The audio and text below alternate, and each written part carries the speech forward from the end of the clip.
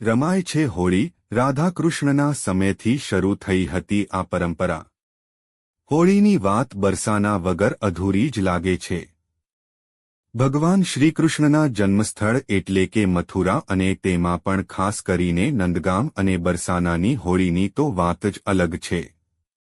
આજની તારીખમાં પણ લોકો વ્રજની હોળી જોવા માટે અલગ અલગ સ્થળેથી આવે છે.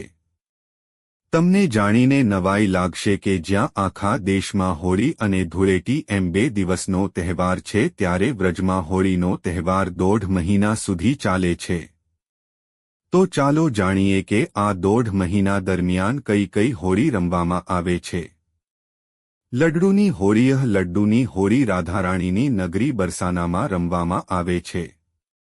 આ દિવસે રાધાજીના ગામ બરસાનામાં ફાગ આમંત્રણનો ઉત્સવ પણ મનાવવામાં આવે છે. આ ઉત્સવા ભાગરૂપે લાડુ ઉછાળવામાં આવે છે અને લાડુઓને લૂંટવા માટે લોકોની ભારે પડાપડી હોય છે. લોકવાયકા મુજબ ફાગણ મહિનાની શરૂઆતમાં એટલે કે ફાગણ સુદ પૂનમના દિવસે બરસાનાની રાણી રાધાજીએ નંદગામના કુંવર કૃષ્ણને હોળી રમવાનું આમંત્રણ મોકલાવ્યું હતું.